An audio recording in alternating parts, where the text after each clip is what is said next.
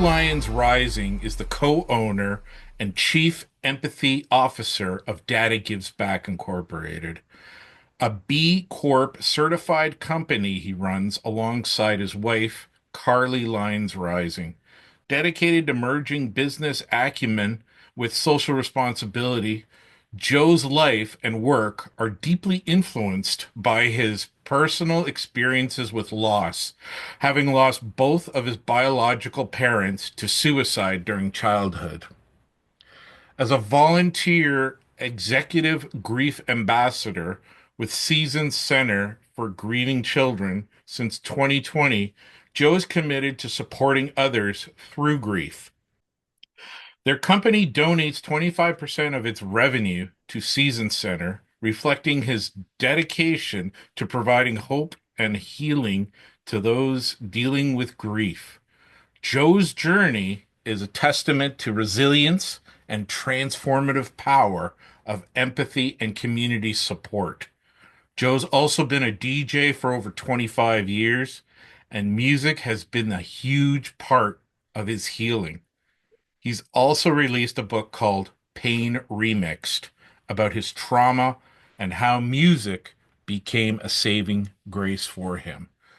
Joe Lyons Rising, welcome to Influences Podcast. Thanks so much for having me, Jason. Really excited to be here. Yeah, and I'm glad to have you because, as I said off camera, like it's always nice meeting the actual character in the book who's also a real life person as well. So it's an honor for you to be on the program, quite honestly. So, first off, how did you get into DJing and producing? Take us through that journey. Sure. Um, it goes pretty far back. So when I was like 5 years old, my parents separated when I was three. So my mom was single and she had a boyfriend and he was a teenager. I was five, he was like 14 or something. And he was listening to like these electro, early hip hop breakdance mixtapes and stuff. And we used to go roller skating on Friday nights. And I Okay. just like I don't know what it was. I just like was like the DJ is like a god. Like he's like the best thing ever. Like 1985. I had a breakdance birthday party when I was five, and I played my favorite track, which was Rocket by Herbie Hancock. Um, so even though I didn't buy turntables, I think until I was 20. Um, I had this like affinity for DJing, and so growing up, I got into like I loved hip hop in the 90s, and I was like kind of I don't know, again, kind of thought like turntablist for God, and then I got into going to parties or raves in like 97, 98. So that was kind of yeah, it was kind of the journey. It was a dream I didn't think I could actually achieve because again, I put DJs on a pedestal that were kind of untouched. Okay. In your book, Pain Remixed, you speak about how listening to music and creating playlists at a very early age was a healing mechanism to the childhood trauma you faced. Could you explain how music at that age was a solace for you? And I'm talking like a really young age too. That really jumped out at me in your book. Yeah, I think and I wasn't a DJ, but I was making, we would make mixtapes in the 80s, right? A lot of times either because we'd have the double cassette, we'd be mixing up another tape, or I'd be waiting on the radio, like and recording, different songs and things like that that would come on for a mixtape. And there's like this this level of escape with that type of concentration. Like I wasn't a musician, I wasn't playing any instruments or mixing records, but I could spend hours or like I would make mixtapes, let's say for like my older sister or friends, and I would go through like all their CDs and try to like put those together. And it was this hours I could spend doing it. I wasn't thinking about like, my parents. I wasn't thinking about how depressed I was, the day before. It was like a state of flow I could get into for like hours at a time. So, how did this solace continue into adolescence and adulthood? So yeah, I kept making those mixtapes for friends. And when my sister went to university, I would make mixtapes for her and send them to Halifax, where she went to Dalhousie, and she would send them back to me. It's kind of way like our communication of what we were listening to. I also loved a lot of like classic rock at the time and hip hop. So um, I think that that continued. And then once I started to have like some friends that were DJs, I'd just go and like watch them like for hours. And then I loved to dance, so I was getting into like just enjoying like the parties and the dancing and stuff like that. Okay. When did you start listening to electronic music? You talked about hip hop, you talked about classic rock. What about electronic music? So I think again there was like different types of what I call electronic music. Probably more stuff that was like on the radio.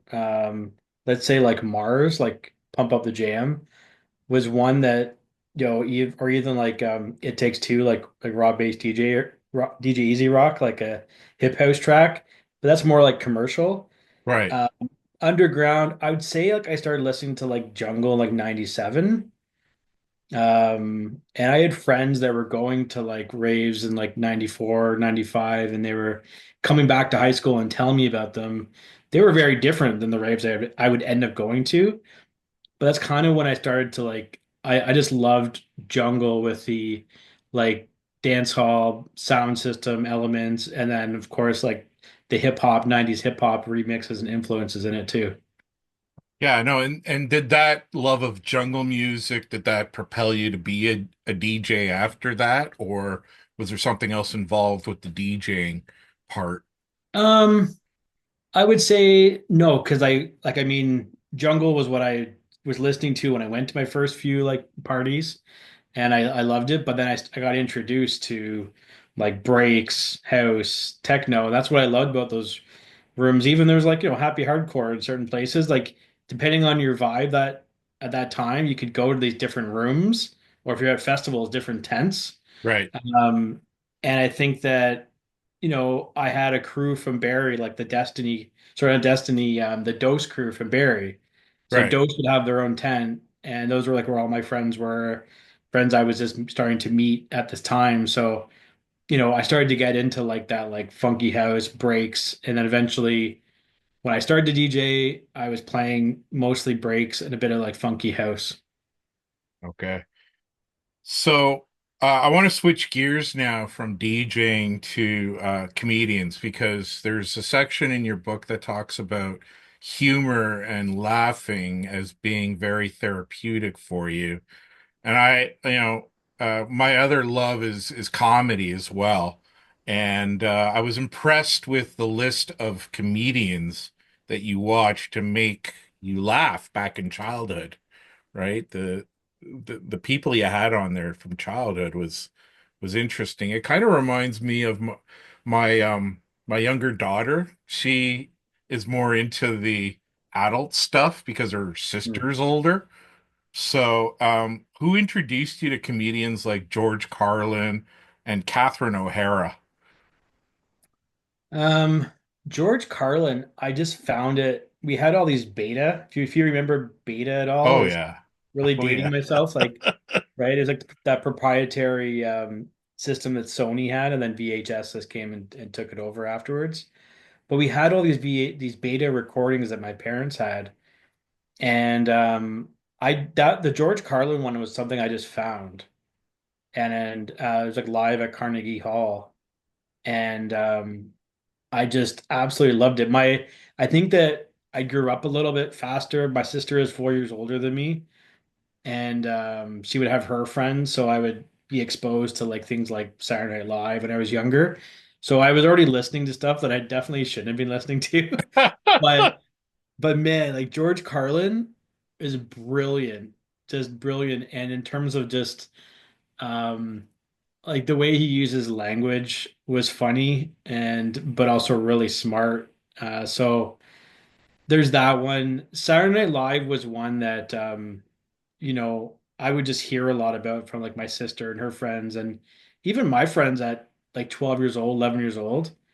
We knew that like, Eddie Murphy on Saturday Night Live was what you wanted to listen to. So, I remember having a birthday party, and the best thing we did was rent the best of Eddie Murphy on Saturday Night Live and stay up late, ate like a ton of pizza, and got to watch this stuff that um, was you're usually on too late for us. Yeah, no, absolutely. So, how was that such a positive impact on you? I didn't, I would say I didn't consciously find it when I was a kid. It wasn't like, oh, I'm gonna go grab this beta tape because I know it's therapeutic. I just enjoyed it and it made me feel good. And it was such a difference from like this intense grief I was going through and even the trauma I was processing from my parents' suicides and all the stuff afterwards. So it was kind of like music and an escape, but it was different because I was I was being entertained. And I think what it started to do, I can see it now, is that as serious, like the things I went through were very serious. It was teaching me to not take life as seriously. Like not everything is a life and death situation. I like how you rolled that into like back to our theme of music here, because you got to be laid back to be a performer or Mhm. even a producer, right? To make sure that you get the best vibe when you're playing out, or even putting together like a jam for people as well. So that's clever. Yeah, I totally see that. Now, can you please tell us about your company, Data Gives Back? Yeah. How has this helped you in your electronic music career? Yeah, sure. I started Data Gives Back. I formally left my corporate job. I was a director of insights at a big food company, Right. and through the pandemic, left and wanted to do something with greater purpose.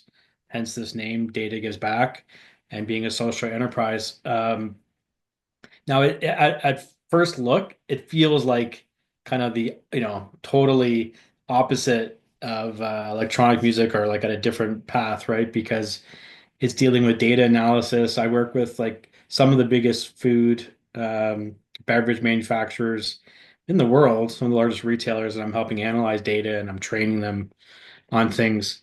Um, in terms of music, I would say that just my business background and how I'm doing a lot of social media for my business. That comes into play in helping with my music. And then it's funny, I've actually met DJs and producers on LinkedIn that people wouldn't expect because I do share on LinkedIn about, my experiences with DJing. And I had shared something that I was like the initial opener on a long list of lineup for a Deadmau5 show in London, Ontario. Happened to find someone that connected, and her name is Pashel, who's one of the rising stars in the drum and bass genre in Toronto and New York, and we That's connected cool. on LinkedIn like 4 years ago That's cool. because of that post. So today, all my DJing stuff goes through the business, which is cool because then anything I do DJ wise that has revenue attached to it, also 25% gets donated to Season Center. That's cool. So do you do any collabs with Pashel for shows nowadays? We did we like especially during the pandemic we did a couple streams together. We actually created an edit um and I've been on a guest on her show. I don't do a ton of like drum and bass jungle and but I did do a guest mix for her which was really cool. um and but you know I'm kind of like she's actually playing tonight in Toronto, and it's kind of one of those things like we constantly keep in contact. But I couldn't be more proud. Like to just watch what she's done in the past 4 years is incredible. So we haven't collabed again, but I'm just like a massive supporter and like so proud of what she's done and what continues to do. That's so cool. Um, so you You've had much success with your book, Pain Remixed, so much so that you've been interviewed on CBC Radio and AM 640 in Toronto. How has this book helped you in your electronic music career?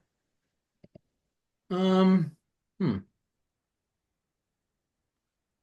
I would say that I've been meeting some great people that I didn't either just didn't know at all, and now they're, connecting with me because they want to talk about what they've been through, whether trauma, grief. I do talk about anxiety a lot because I was diagnosed with a generalized anxiety disorder about 8 years ago, and so I think that's one thing that I've had people reach out to me and connect. And then I've had people like wanting to like book me, but then when I come, like talk about your book, like you want to promote your book, you want to do all these things. So I wouldn't say like opportunities per se, but I would say that what I'm thrilled about is that my community, and I say my community, but the community, like music community, electronic music community, like really showed up, supported the book, shared it, bought copies, incredible.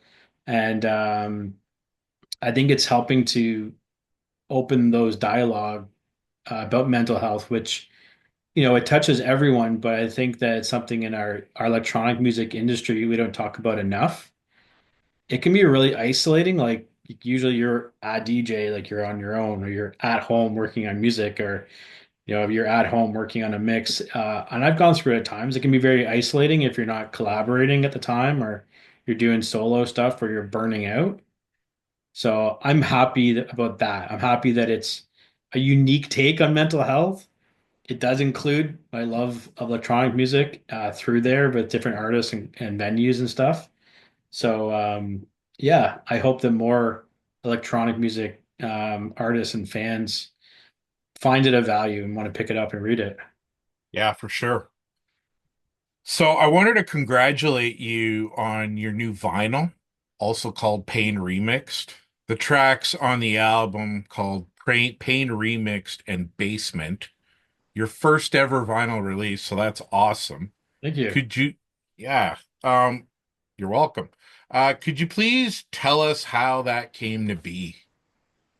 Yeah, and I really want to call out thanks and kudos to like UK OGs, Dope Demeanors, and I'd say really in terms of like the actual production, like they were driving the ship on this one, but I had these ideas, right? And Right. I came to them after I had them as a guest on my Hip House radio show because I absolutely love their productions, and there's so much about their style. It's like this Jack and Tech House, Jack and House, but then it has like elements of like old school jungle sometimes and like raga, which is kind of like me, which is what I am always trying to like do when I play in my vibe.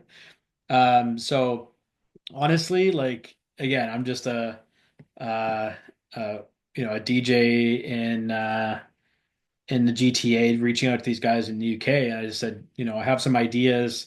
Kind of was thinking of taking the book and having some type of a musical representation of it. And would you guys want to collaborate on something? And they were super cool. I'm like, yeah, man.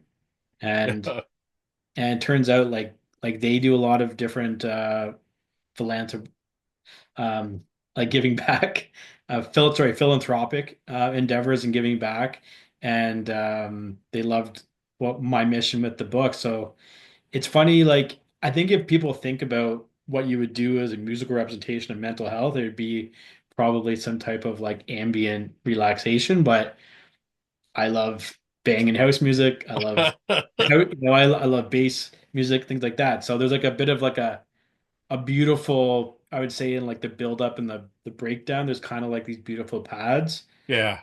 And then there's this contrast, like when it drops and it kind of just comes in on the Pain remix piece. And then yeah, basement is really like has that old school like garage, like speed garage kind of vibe to it. Very like drum and bass, but on a 4/4 level. So Yeah. Yeah, I mean, I think it's a great record. Feel free to let the viewership, listenership know where to purchase it as well. Like, I have no problem with that. Like, where can they get that? Yeah, so it's funny. They also surprised me. Dope Demeanor surprised me with the vinyl. That was like a incredible Christmas gift. They just told me like a day after, oh yeah, mate, like we're dropping this on vinyl. We're gonna press it as a vinyl pressing first. So there is a site you can find it on their Instagram as well as my Instagram. There's links. So that's on Joe Lyons Rising Music or at Dope Demeanors. Um, and then it's actually coming out on digital. It'll be coming out next month um, on Scream Soda Records. Okay, so that's February 2025, just because this pod might not come out for for a little while, but thanks for letting us know that. So by the time the pod comes out, the record will already be out on digital. But yeah, that's Yeah, awesome. Scream. Sorry, yeah, Scream Soda Records. Yeah. Absolutely great. So, who influenced you in what you do today? Oh my gosh. I don't think we have enough time to go through all that list. Well, But maybe pick two or three. yeah, like I think that the one thing I love right now, there's a lot of DJs and artists that are in their 40s like myself, 50s, some even in their 60s. And so it doesn't really matter how old you are, but I think it's like you kind of have this eclectic taste or things you kind of gravitate to over the years, and you start to like, I like that sound that way, or I would have liked this change a little bit here this way. Um, like I said, I really enjoy, I'd say today, like when I'm playing sets or making mixtapes, like I've probably had a Dope Demeanors track in pretty much every set. Um, who else? I would say there's a few different, like there's Shan. Shan is one of my alumni from the Tool Room Academy. Her and I have been collaborating on a few on a track recently. Um, and General Moses from Toronto.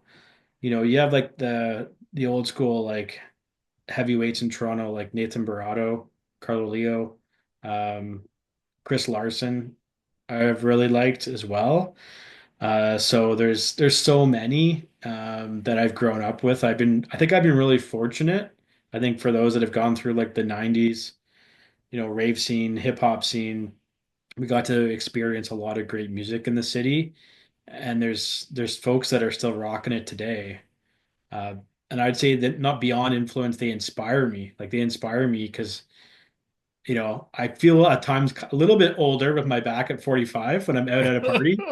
But You're a then baby, I man. look at Come. like, like Danny, like a guy like Danny Tenaglia or like Carl Cox. And I'm like, hell yeah, these guys could be like the Rolling Stones and keep playing forever. So, I'm kind of coming back into producing again after I took a bit of a hiatus, which I talk about in the book.